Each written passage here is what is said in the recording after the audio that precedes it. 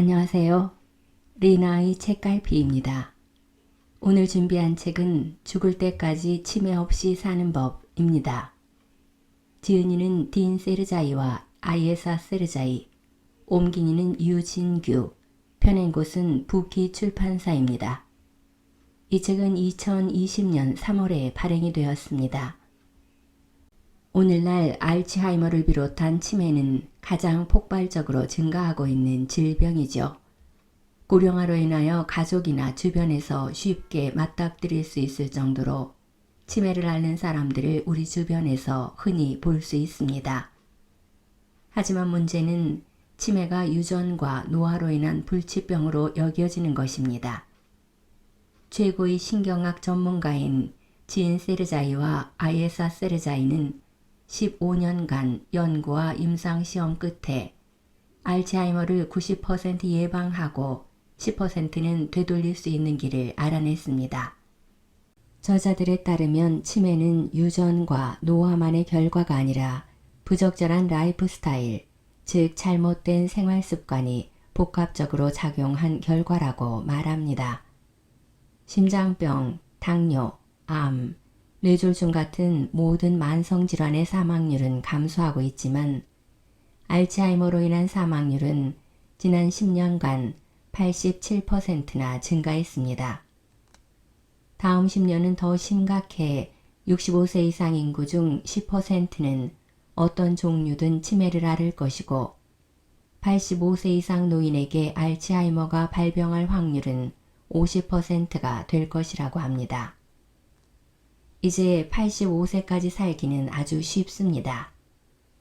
이 사실은 거의 모든 사람, 따라서 모든 가정이 치매로 인한 문제를 겪게 되리라는 걸 의미합니다. 알츠하이머를 비롯해 인지력 감퇴를 이야기하는 모든 질환은 영양, 운동, 긴장 이완, 회복 수면, 두뇌 최적화라는 5가지 라이프 스타일 요소에 강한 영향을 받는데 이는 영어 약자 뉴로로 표현됩니다. 두뇌는 살아있는 우주여서 어떻게 보살피느냐에 따라, 다시 말해 무엇을 먹이고 무슨 일을 시키고 어떤 식으로 휴식시키고 회복시키는지에 따라 달라진다는 것입니다. 기억력 감퇴부터 중증 치매까지 모든 인지질환은 질적으로 좋지 못한 영양, 운동 부족, 만성 스트레스, 수면 부족, 두뇌 사용 정도와 직결됩니다. 저자들은 건강한 라이프 스타일을 가진 사람은 치매에 걸릴 가능성이 매우 낮은 반면 그렇지 않은 사람들은 치매에 더 잘 걸리고 더 일찍 걸린다는 사실을 일관되게 확인했습니다. 그리고 음식, 운동, 스트레스 관리, 수면의 질, 인지활동이 두뇌 건강에 주는 극적인 차이를 두 눈으로 목격했습니다. 잘못된 라이프 스타일을 바꾸면 알츠하이머를 비롯한 치매 중 90%는 예방이 가능하며 10%는 되돌릴 수 있음을 밝혀낸 것입니다. 각 장에서는 알츠하이머 치매 위험 평가와 개인 맞춤형 영양 프로그램, 운동 프로그램, 스트레스 관리 프로그램, 수면 관리 프로그램, 인지력 관리 프로그램을 제공하고 있는데요. 자연 식물식이 왜 건강한 식단의 기본인지, 대형 어류 섭취는 왜 위험한지, 뇌에 좋은 음식과 나쁜 음식으로는 어떤 것이 있는지, 영양제는 기억력에 정말 효과가 있는지, 어떤 운동이 뇌에 가장 좋은지, 부상이나 신체 질환이 있을 때에는 어떤 운동을 해야 하는지, 집보다 헬스클럽이 더 나은지, 어떤 유형의 스트레스에 특히 주의를 기울여야 하는지, 명상이 인지 건강에 실제로 도움을 주는지, 명상을 하기 힘들 때는 어떤 대안이 있는지, 잠은 얼마나 자야 충분한지, 부족한 잠은 주말에 보충하면 되는지, 수면제 복용은 괜찮은지, 수면 무호흡증은 얼마나 위험한지, 복잡한 두뇌 활동이 왜 중요한지, 40대가 왜 인지 건강에서 가장 결정적인 시점인지, 외로움이 뇌에 독이 되는 이유는 무엇인지들이 그런 내용들입니다. 누구나 간편하게 실천할 수 있는 동시에 대단히 효과적인 생활습관 개선 프로그램을 알려주고 있는데요. 라이프스타일 개선은 우리가 가진 가장 강력한 방어책이며 생각만큼 어렵지 않은 것 같습니다. 꼭 읽어보시길 추천드립니다. 구독과 좋아요, 알림 설정은 사랑입니다. 문제는 노화나 유전이 아니라 라이프 스타일. 1901년 독일 프랑크푸르트의 한 정신병원에서 일하던 젊은 의사 알로이스 알츠하이머는 환자 한 사람을 새로 받았다. 아우구스테 데터라는 이름의 여성이었다. 그녀의 남편은 아내가 편집증적 행동, 감정 폭발, 정신착란 등을 겪고 있다고 호소했다. 밤에 몇 시간씩 소리를 지르다가도 어떤 때는 아예 반응조차 없다고 했다. 알츠하이머 박사는 데터에게 글자를 써보라고 했다. 그녀는 글자를 쓰지 못했다. 시간과 장소에 대한 지각이 전혀 없었고 단기 기억력이 크게 부족하거나 전혀 없는 것 같았다. 그녀는 내가 누군지 모르겠어라고 계속 중얼거렸다. 노년의 기억력 문제는 이집트, 로마, 그리스 사람들이 남긴 기록에서 보듯 오래전부터 있었다. 그러나 알츠하이머 박사는 이토록 젊은 나이에 기억력이 퇴화된 사례는 들어본 적이 없었다. 데터는 50살이었다. 알츠하이머 박사는 그녀에게 깊은 관심을 가졌다. 그래서 그녀가 뮌헨에 있는 다른 병원으로 옮겨간 뒤에도 계속 상태를 체크했다. 그녀는 급격히 쇠약해져 1906년 사망했다. 알츠하이머 박사는 그녀의 뇌를 부검했다. 그는 아밀로이드 플라크와 타우 엉킴을 발견했다. 이 플라크와 엉킴은 우리가 현재 알츠하이머라고 부르는 질병의 전형적인 병리학적 특징으로 여겨지고 있다. 1세기 전 첫 번째 알츠하이머 환자가 나온 이후로 여러 의사, 과학자, 연구자가 이 끔찍한 병의 원인과 신체 발현, 그리고 해결책에 대해 다양한 가설을 세워왔다. 한 유전자에 의해 발생하는 병일까? 한 가지 약물로 치료될까? 갑자기 발현할까? 아니면 장기간에 걸쳐 발행할까? 환경 변화에 민감한 병일까? 병이 고착화된 다음에야 증상이 나타나는 걸까? 과학자들과 의사들은 이런 질문에 제대로 대답할 수 없었고, 그럼으로써 알츠하이머에 대한 잘못된 믿음들을 영구화시켰다. 잘못된 믿음들은 큰 혼선과 불안을 빚었다. 그러므로 우리는 알츠하이머에 대한 잘못된 믿음들을 떨쳐버리는 일부터 시작할 필요가 있다. 사실 알츠하이머라는 질병의 예후는 당신이 생각하는 것만큼 암울하거나 필연적이지 않다. 알츠하이머는 여러 원인이 복잡하게 얽혀있는 질병이다. 단순한 오목보다는 3차원 체스에 가깝다. 알츠하이머는 나이, 유전적 위험 요인, 두뇌를 보호하거나 파괴하는 여러 라이프 스타일이 복합적으로 작용한 결과로 발생한다. 나이는 바꿀 수 없다. 유전적 위험 요인도 바꿀 수 없다. 그러나 라이프 스타일은 바꿀 수 있다. 그렇게 함으로써 당신은 알츠하이머의 고통이 다가오는 시점을 상당 기간 늦추거나 완전히 피할 수 있다.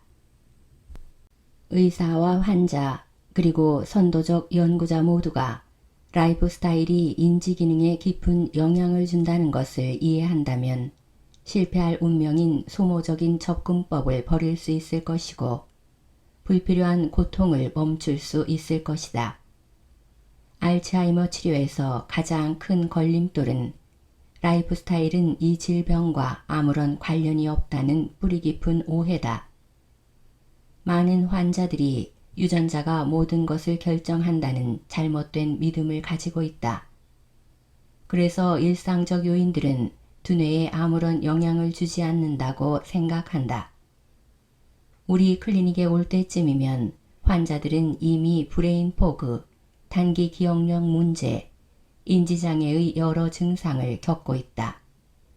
이들은 자신이 겪고 있는 인지력 감퇴는 증상이 처음 나타났을 때 시작되었을 것으로 믿는다. 질병과 증상이 같은 타임라인 안에 있으리라 생각하는 것이다. 그러나 알츠하이머는 진단이 내려지기 수십 년 전에 이미 발병한다.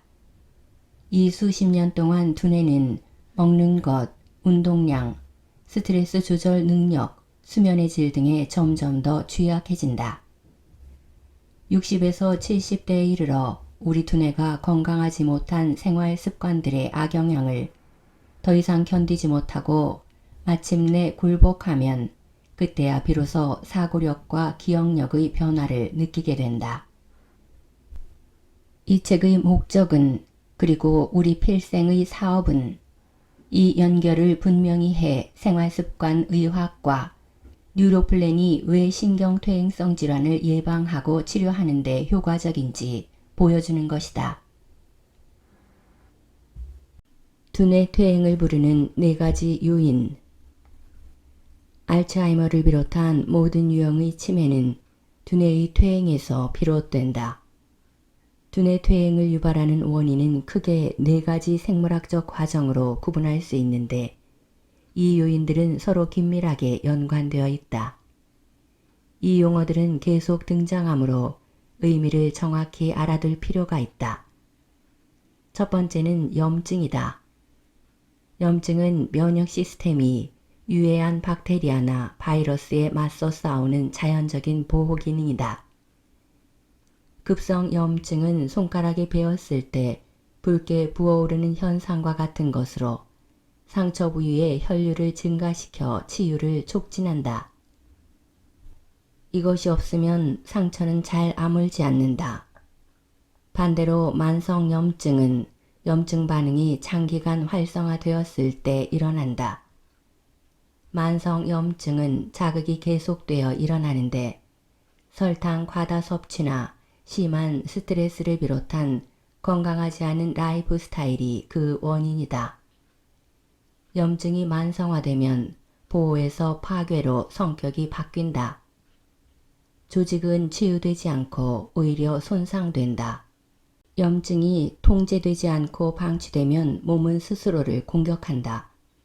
알츠하이머 환자들의 두뇌를 관찰하면 초기라 하더라도 사이토카인, 케모카인, 활성 미세하교 세포 같은 염증의 증거들을 볼 수 있다. 활성화된 미세하교 세포는 반응이 극히 민감해 뉴런과 뉴런을 지지하는 구조물에 해를 끼치고 결과적으로 세포사와 구조적 손상을 유발한다. 이런 이유로 만성염증은 알츠하이머의 주된 요인으로 널리 여겨진다. 두뇌의 퇴행을 유발하는 2번째 과정은 산화다. 산화는 산소가 다른 물질과 반응해 그 물질의 변성을 가져오는 현상이다. 예를 들어 사과를 깎아두면 갈색으로 변하는데 이것이 산화다. 이와 같은 산화 반응은 우리 몸속에서도 일어난다. 산화는 유리기라고 부르는 산화 부산물들을 만든다. 유리기는 전자 하나가 부족해져 다른 물질과 맹렬하게 반응하는 불안정한 분자다. 유리기는 다른 분자와 반응하면서 전자 하나를 훔쳐가는데 뉴런, 신경악유세포, 세포기관, 단백질, 지질, 심지어 DNA에서도 훔쳐간다. 유리기에 전자를 도둑맞은 두뇌의 뉴런, 단백질, DNA는 영구 손상을 입는다. 두뇌는 신체에서 가장 열심히 일하는 기관이다. 따라서 산소도 가장 많이 쓴다. 우리 몸에서 소모되는 산소의 25%가량을 두뇌가 사용한다. 이 때문에 두뇌는 산화 반응에 극히 취약하다. 두뇌에는 유리기를 분해하고 무력화하는 특별한 세포들과 물질들이 있다. 하지만 노화와 더불어 건강하지 못한 식사, 운동 부족, 수면 부족, 과도한 스트레스 등의 원인으로 시간이 지나면서 그 기능이 점점 떨어진다. 두뇌의 정상적인 유리기 제거 시스템이 제 기능을 다하지 못할 때 유리기는 특히 더 위험해진다. 알츠하이머에 이르는 세 번째 과정은 포도당 조절 장애다. 포도당 조절 장애는 알츠하이머 초기 환자들에게서 흔히 발견된다. 포도당을 일정하게 유지하는 우리 몸의 시스템은 나이를 먹으면 흔히 불안정해지기 시작한다. 특히 설탕과 정제 탄수화물이 많은 음식을 섭취하면 더 그렇다. 포도당의 비정상적인 생산과 사용은 포도당 조절 시스템을 구성하는 췌장, 호르몬, 효소, 세포 등에 영향을 미친다. 포도당은 신체의 모든 기관에서 사용되는 주요 에너지원이므로 포도당 조절 장애는 몸에 지대한 영향을 미친다. 특히 두뇌는 더 많은 양의 에너지가 필요하기 때문에 포도당 조절 장애가 두뇌에 가져오는 부정적 효과는 훨씬 더 복합적이다. 포도당 조절 장애의 결과 중 특히 문제가 되는 것이 인슐린 저항이다. 인슐린 저항은 우리 몸의 인슐린 민감도에 변화가 생기는 현상이다. 뇌세포에 연료를 공급하는 에너지원인 포도당은 반드시 인슐린이 있어야만 뇌세포 안으로 들어갈 수 있다. 인슐린이 뇌세포와 결합하면 세포의 수용체는 포도당 흡수를 촉진한다. 그런데 혈류에 포도당이 너무 많으면 두 가지 중요한 문제가 생긴다. 첫째, 인슐린 수준이 오르고 세포가 인슐린에 둔감해진다. 열쇠는 많은데 열 수 있는 자물쇠가 부족한 것과 같다. 그 결과 세포 밖에서는 포도당 수준이 오르지만 세포 안으로는 포도당이 들어가지 못하는 현상이 발생한다. 혈류 속에는 포도당이 넘쳐나는데 뇌세포는 포도당 부족으로 굶주리게 된다. 둘째, 혈액 속의 인슐린 수준이 높아지면 염증, 산화, 지질 조절 장애, 타우 단백질 인산화 반응 같은 다른 심각한 문제들이 폭포처럼 쏟아져 나오게 된다. 인슐린 저항에 대해서는 3장에서 더 자세히 알아보도록 하겠다. 인슐린 저항 하나만으로도 인지력 감퇴와 알츠하이머에 이를 수 있다. 그러나 많은 사람들이 자신에게 인슐린 저항이 있다는 것을 모르고 산다. 인슐린 저항이 발전해 포도당 조절 장애의 가장 위험한 결과인 당뇨에 이르면 인지력 감퇴 위험은 더욱 커진다. 당뇨를 가진 사람들은 기억력의 중요한 뇌 부위인 해마가 위축된다는 연구 결과들이 나오고 있다. 알츠하이머에 이르는 네 번째 경로는 지질 조절 장애다. 지질은 세포벽, 호르몬, 스테로이드 등을 구성하는 지방과 유사한 물질이다. 지질은 세포의 구조, 에너지 저장, 신호 전달에 필수적이다. 모두 생명을 지지하는 기능이다. 지질은 신체 곳곳에 존재하며 뇌의 건조 중량에서 50% 이상을 차지한다. 지질 조절 장애는 몸에 지질이 지나치게 많거나 염증 또는 산화 손상 등이 있을 때 발생한다. 이럴 경우 지질의 운반과 대사가 원활하지 않으며 지질이 산화될 수 있다. 지질이 산화되면 그 과정에서 위험한 산화 부산물이 생성된다. 지질 조절 장애는 수많은 질병 유발 효과를 만들어내지만 여기서는 알츠하이머와 관련된 두 가지만 설명하기로 한다. 첫째, 지질이 한 종류인 콜레스테롤은 스트레스를 받으면 청소가 잘 되지 않는다. 비정상 콜레스테롤이 혈관에 쌓이기 시작하고 이렇게 쌓인 콜레스테롤이 플라크를 형성하며 결국 콜레스테롤 플라크가 동맥을 막아서 작은 혈관으로 혈액 공급을 차단한다. 최종 결과는 미세혈관 질환이다. 시간이 더 지나면 대혈관 질환도 발생할 수 있다. 혈관 질환은 치매의 주요 위험 인자다.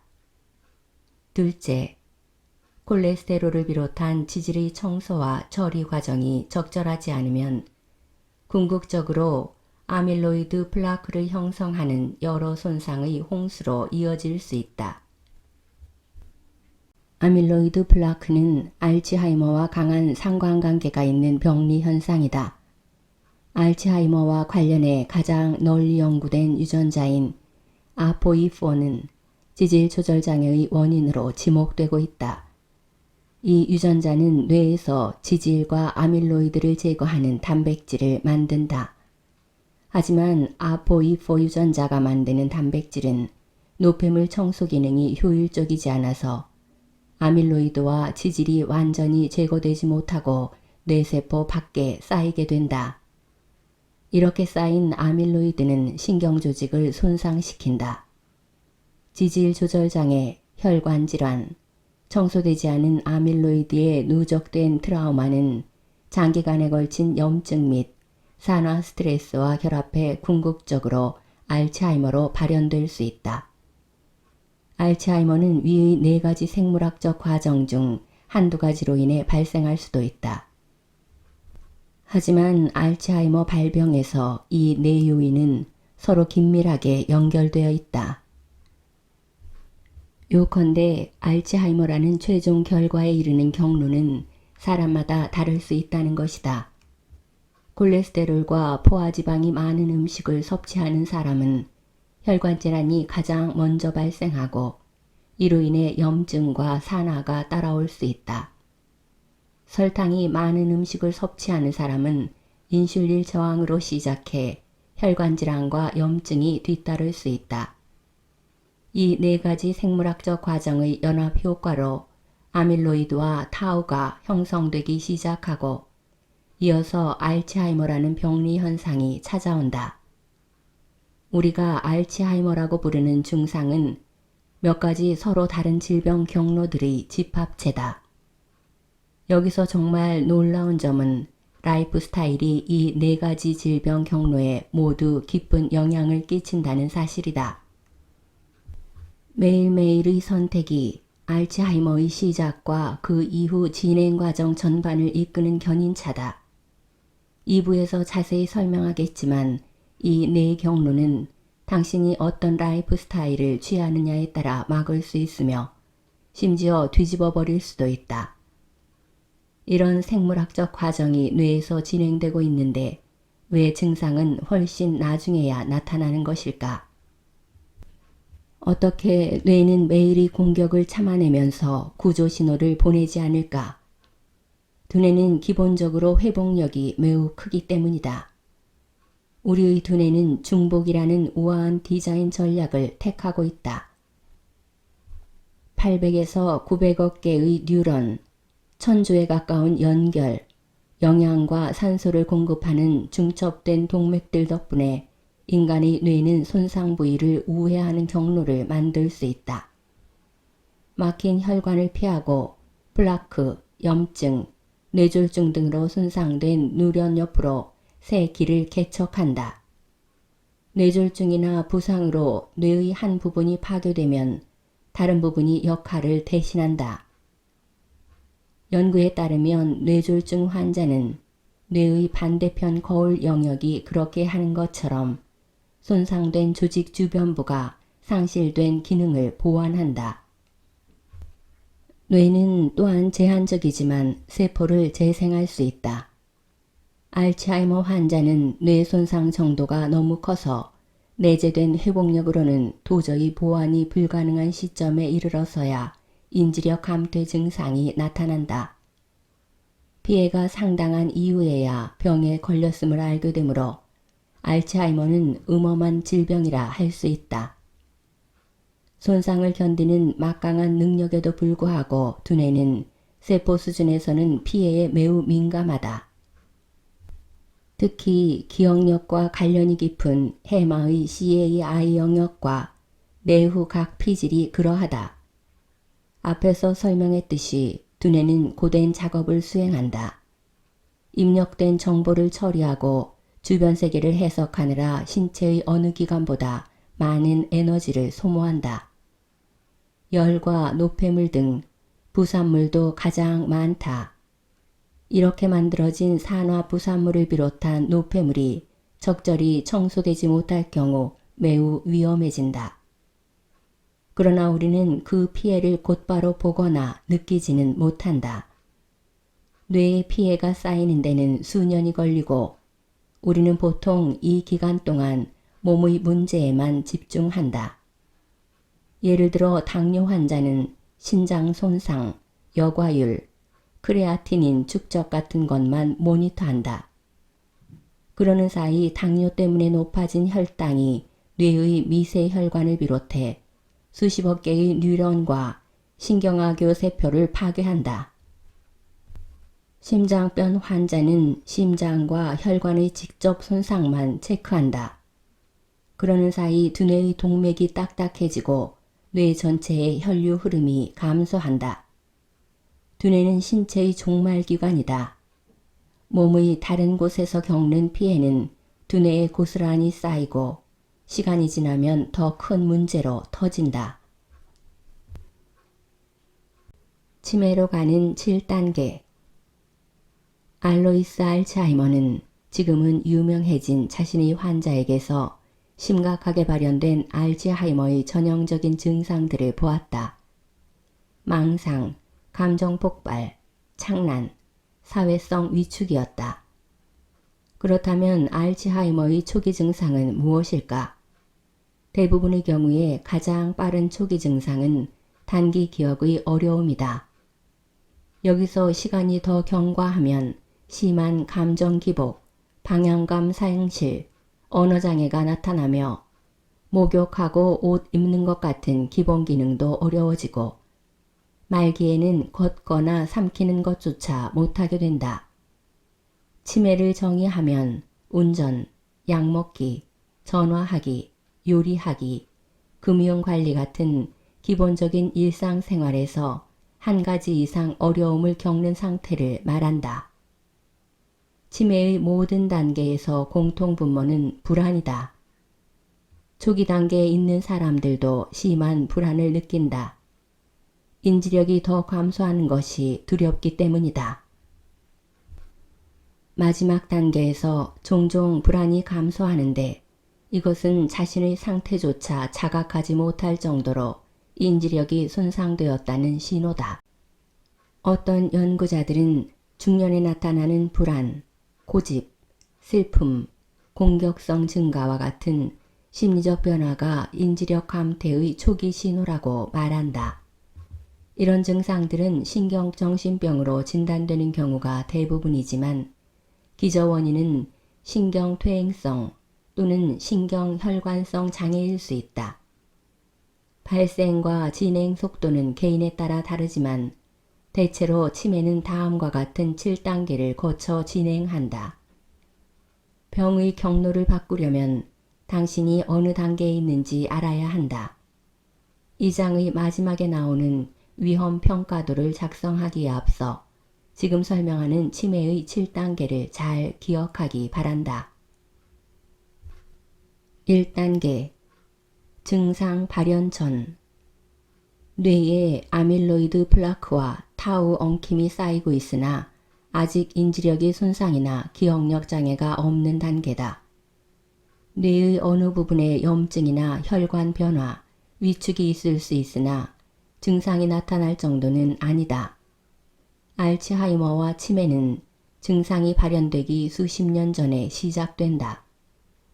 이 단계는 20년 또는 그 이상 지속될 수 있다.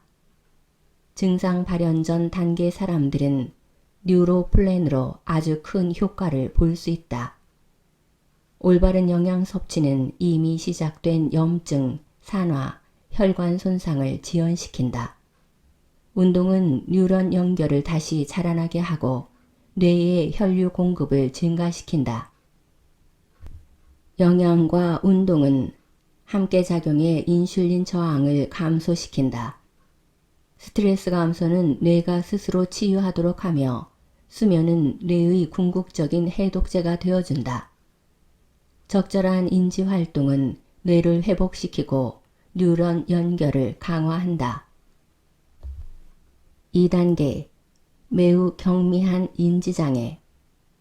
2단계에서는 경미한 기억력의 변화가 나타나기 시작한다. 여전히 일상생활을 잘 수행한다. 금융, 운전, 직업 수행력은 아직 영향받지 않는다. 가족은 변화를 알지 못한다. 이 단계 역시 증상이 나빠지기 전까지 20년 이상 지속될 수 있다. 매우 경미한 인지장애 단계의 사람들 역시 뉴로플랜으로 증상 발현 전 단계의 사람들과 같은 혜택을 받을 수 있다. 이 단계의 많은 사람들은 라이프 스타일 변화를 일찍 도입하면 증상을 되돌릴 수 있다. 3단계 경미한 인지장애, 경도 인지장애. 이 단계에 이르면 친구들과 가족들이 당사자의 기억력과 사고력 변화를 알아차리게 된다. 당사자는 인지력 감퇴를 부인하고 가벼운 단기 기억의 문제일 뿐이라고 주장할 수 있다. 경도 인지장애 단계의 사람들은 건망증이 많고 물건을 자주 잃어버리고 전에는 쉽게 하던 일을 힘들어한다. 신경과 의사들이 인지력 테스트를 실시하면 변화가 발견된다. 어휘 찾기, 계획하기, 공간 지각에 어려움이 나타난다. 두 가지 유형의 경도 인지장애가 있다. 기억성 경도 인지장애는 장기 기억력보다 단기 기억력에 더 영향을 미친다. 기억성 경도 장애는 알츠하이머와 관련이 있다. 한편 다영역 경도 인지장애는 언어, 주의력, 수행력, 행동 등 여러 종류의 인지 기능에 동시다발적으로 영향을 미친다. 다영역 경도 인지장애는 혈관성 치매와 관련이 있다. 경도 인지장애 환자의 10에서 15%가 해마다 치매로 이행하는 것으로 여겨지며 경도 인지장애의 50%는 결국 치매로 발전한다.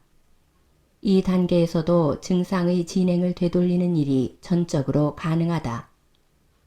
그냥 두면 치매로 이행할 50%도 증상을 되돌릴 수 있다. 이 단계는 평균 1년에서 3년 정도 지속된다. 경도 인지장애 단계의 사람들 역시 1, 2단계와 마찬가지로 뉴로플랜의 모든 혜택을 경험할 것이다. 4단계 중간 수준의 인지장애, 중증도 인지장애. 환자는 이제 인지와 기억에 대해 더 어려움을 겪는다. 자기 인생사를 부분적으로 잊거나 한 주 전의 한 일을 기억하지 못한다. 단기 기억은 심각하게 손상된다. 이 단계의 환자는 신경과 의사의 테스트에서 단어 5개를 기억해내지 못한다. 운전할 때 긴장하며 고속도로를 피하고 돈 관리에서 실수를 하는 경우가 많다. 4단계는 혼자 약 먹기, 요리하기, 돈 관리 같은 일상생활에서 한 가지 이상 어려움을 겪는 것으로 정의된다. 이 단계에서 공식적인 알츠하이머 진단이 내려지는 경우가 많다. 많은 환자들이 의식적이든 무의식적이든 사회관계를 멀리하고 칩거하는데 대화를 이어나가기가 힘들고 돈 계산 같은 것이 안 되기 때문이다. 대부분의 환자들이 자신의 상태에 인정하지 않고 삶에 대한 통제권을 유지하려고 하기 때문에 이 단계는 특별히 더 위험하다. 4단계는 평균 2년에서 3년 지속된다. 중증도 치매 환자 역시 뉴로플랜의 모든 측면으로부터 혜택을 받을 수 있다. 이 단계의 환자들은 모두 어떤 형태로든 불안이 있다. 그러므로 불안감을 줄여주는 스트레스 조절이 특히 중요하다.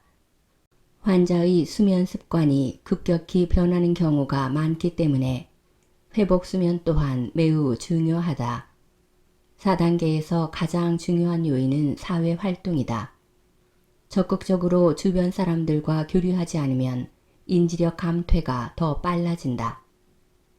5단계 초기 심각한 인지장애, 초기 중증 인지장애. 이 단계의 환자는 조력이 필요하다. 정신착란이 확연해지고 전화번호, 주소 같은 사항을 점점 더 기억하지 못한다. 개인위생도 힘들어진다. 세수나 양치질을 잊기 때문에 때맞춰 일러주어야 한다. 불안이 좌절과 분노로 나타나기도 한다. 5단계는 보통 1년 반에서 2년 정도 지속된다. 4단계와 마찬가지로 5단계 환자들에게는 불안감을 줄이는 것이 매우 중요하다. 뉴런 연결을 유지하고 튼튼하게 해주는 인지활동과 사회활동이 도움이 된다. 규칙적인 운동도 결정적이다. 5단계를 시작으로 남은 기간 동안 알츠하이머 환자는 낙상과 골반 골절의 위험이 3배나 높다. 운동으로 근력과 균형감을 유지하면 부상 위험이 현저히 감소하고 인지건강 역시 좋아진다는 증거가 있다. 6단계 심각한 인지장애, 중증 인지장애. 6단계의 환자는 전문적인 조력이 필요하다. 환자들이 착란을 느끼며 주변을 인식하지 못하고 성격의 큰 변화를 겪는다. 때로 공격성을 보이거나 심한 은둔형 외톨이가 되기도 한다. 6단계 환자들은 가까운 가족을 알아보지 못할 수도 있다. 환자가 안정감을 갖기 위해 아주 가까운 가족 한 사람에게 의존하는 경우가 많다. 이 사람이 자리를 비우면 환자는 즉각 불안해한다.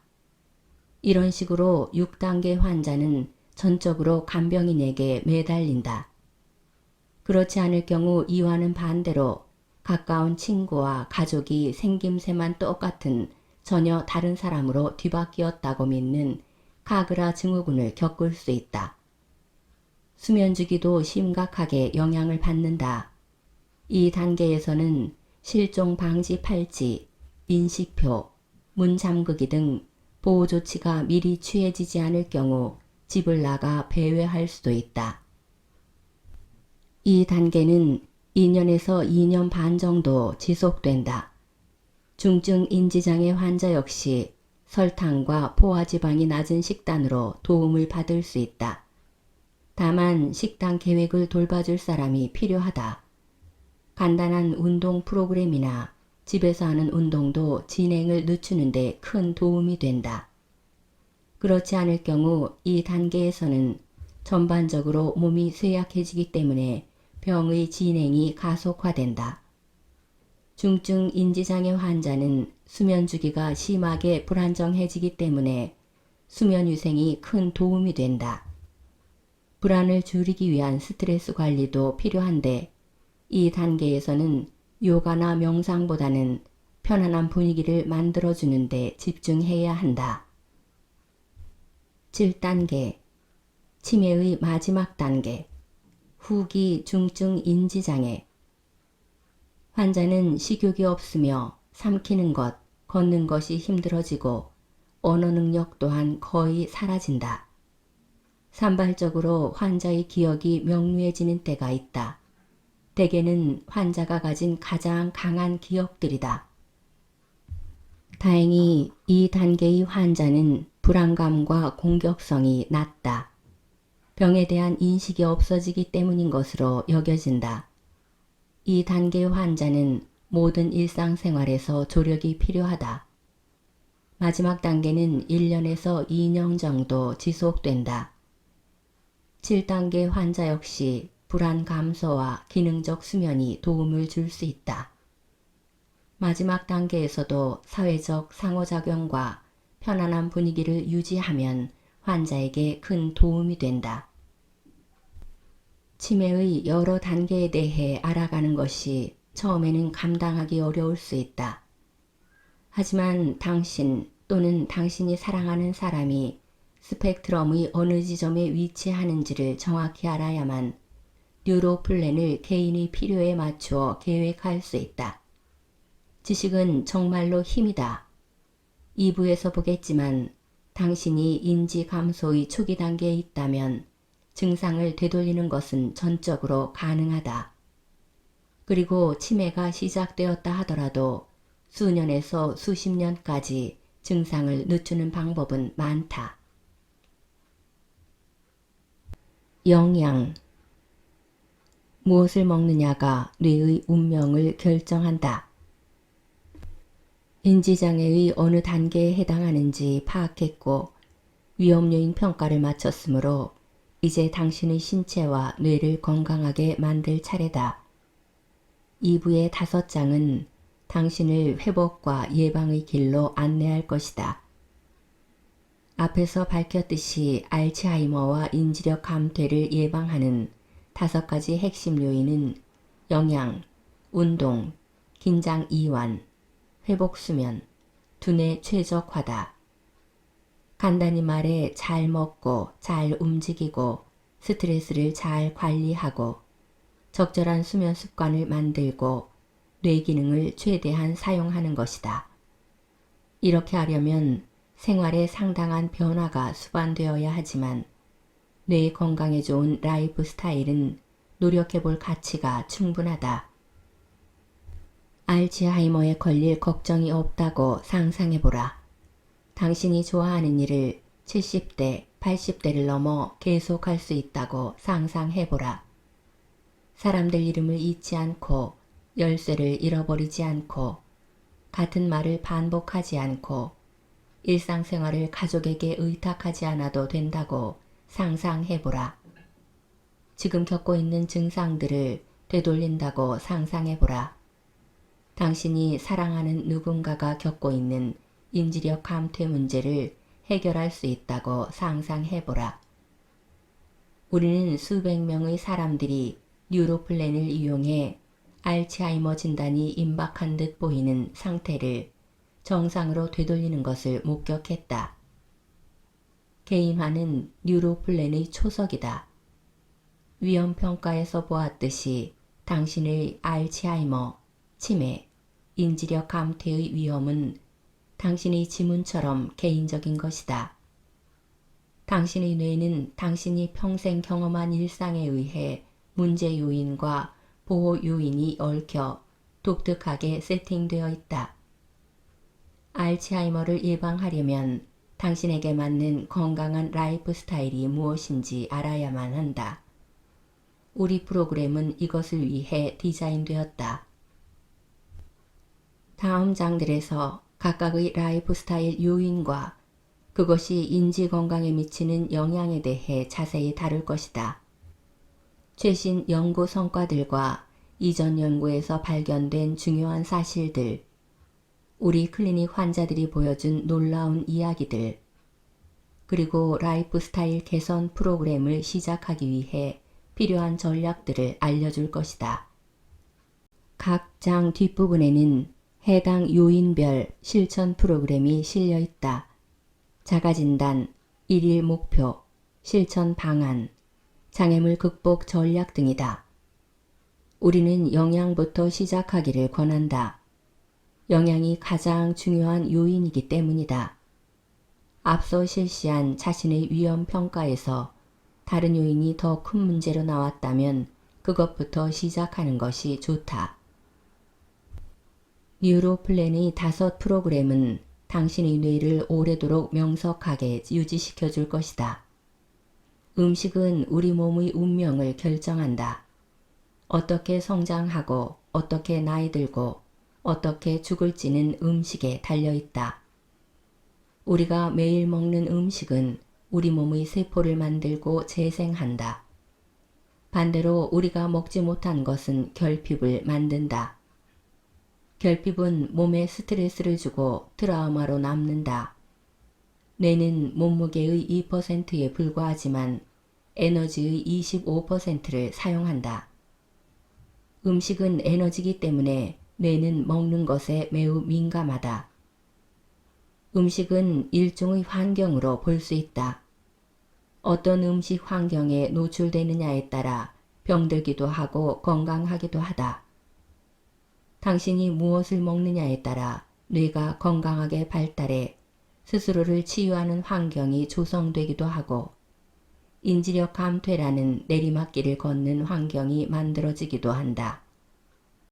어떤 연구자들은 알츠하이머란 본질적으로 쓰레기 청소가 되지 않은 문제라고 주장한다. 우리가 한평생 뇌에 먹인 것이 잘못되어 생긴 문제라는 것이다. 나쁜 영양은 뇌를 여러 방식으로 망가뜨린다. 염증과 산화 부산물을 만들고 혈관을 막고 뉴런과 뉴런 연결에 필수적인 영양소를 빼앗는다. 이처럼 음식은 몸을 지지하고 재생하는 데 필요한 근본 요소라서 알츠하이머와 싸우는 가장 중요한 무기다. 라이프스타일 전문가로서 우리는 음식이 뇌 건강에 미치는 중요성을 특히 강조한다. 음식은 가장 중요한 라이프스타일 요인이다. 우리가 매일 무엇을 먹을지를 놓고 하는 선택이 인지력 감퇴의 예방, 지연, 진행에 영향을 준다. 임상 실험에서도 나이와 신경퇴행성 질환 단계에 관계없이 뇌의 건강한 식단을 유지한 사람들은 인지력이 더 좋았다. 문제는 이처럼 간단하다. 그러나 정말 그런가? 우리 모두는 건강하게 먹어야 한다는 것을 잘 알고 있다. 채소가 케이크보다 나은 선택이며 탄산음료와 설탕을 피하고 패스트푸드를 멀리 해야 한다는 것을 잘 알고 있다. 우리 대부분은 지난 50년간 가공식품 섭취량 증가가 비만, 심장질환, 당뇨로 이어졌음을 익히 알고 있다. 하지만 음식과 뇌 사이의 직접적인 관계에 대해서는 대부분 잘 모르고 있다. 일장에서 보았듯이 뇌는 너무나 복잡해서 우리의 일상적인 행동들에 영향을 받지 않으며 신체와는 무관한 독립적인 시스템이라는 잘못된 가정이 존재한다. 이런 잘못된 가정은 수많은 과학자, 연구자, 의료진에 의해 영속되어 왔다. 많은 환자들이 포화지방이 많은 음식은 심장질환에 나쁘다는 것을 받아들인다. 알코올이 간을 손상시킨다는 것은 누구나 안다. 흡연이 폐암을 일으킨다는 것은 과학적으로 증명되었다. 그런데 여전히 많은 환자들은 자신이 겪고 있는 인지력 문제가 음식처럼 간단한 것에서 기인한다는 사실을 믿지 못한다. 따라서 음식과 뇌 건강 사이의 관계를 선명하게 설명하고 이어서 개인화 플랜을 소개하는 것이 이번 장의 주된 목적이다. 뇌는 다른 신체 기관보다 나쁜 음식에 더 민감하다. 뇌는 다른 신체 기관보다 더 열심히 일하고 더 많은 에너지를 사용하고 더 많은 노폐물을 만들기 때문이다. 이 장에서 우리는 인지건강은 전신건강과 밀접하게 연결되어 있으며 우리 몸에 영양분을 잘 공급하지 못하면 우리 뇌에도 영양분이 공급되지 않는다는 것을 증명하고자 한다. 그 반대도 마찬가지다. 몸에 올바른 음식을 주면 뇌는 보호되고 강화된다. 영양은 뉴로플랜의 라이프 스타일 요인 중에서 가장 큰 혼란을 빚고 있다. 영양 관련 정보는 방대할 뿐 아니라 서로 모순되는 것이 많다. 그래서 두뇌 건강은 차치하고 일반적인 몸 건강을 위한 식단을 짜기도 불가능해 보일 지경이다. 어떤 웹사이트를 보면 탄수화물을 끊으라고 하고 어떤 책을 보면 특정 탄수화물은 꼭 먹으라고 한다. 당신의 의사는 고기를 적게 먹으라고 말하고 당신의 친구는 지방은 이제 건강하다고 이야기한다. 잡지 기사를 보니 채식주의 식단은 필수 영양소를 모두 공급하지 못한다고 주장한다. 정보의 혼란 속에서도 당신은 최선을 다한다. 당신은 심장에 좋은 식단을 선택한다. 체중을 줄이려고 노력한다. 가공식품을 덜 사고 채소를 많이 먹으려고 노력하면서 그것으로 충분하기를 기대한다. 이런 분투의 와중에 있다면 당신은 바른 곳에 온 것이다. 이 장은 선명하고 과학적인 뇌건강 식사법을 당신에게 제공할 것이다. 이 식단으로 우리 환자들은 인지력 감퇴 증상을 예방하고 되돌렸다. 현재의 연구들은 뇌 건강을 위한 가장 이상적인 식단은 설탕, 육류, 유제품을 먹지 않는 자연 식물식임을 가리키고 있다.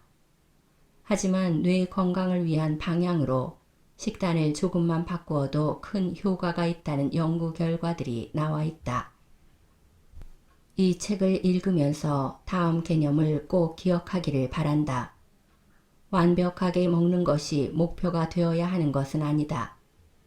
목표는 당신의 특수한 상황에 맞추어 당신에게 가장 알맞은 오래도록 지속 가능한 식단을 검증된 연구를 기반으로 만들어내는 것이다.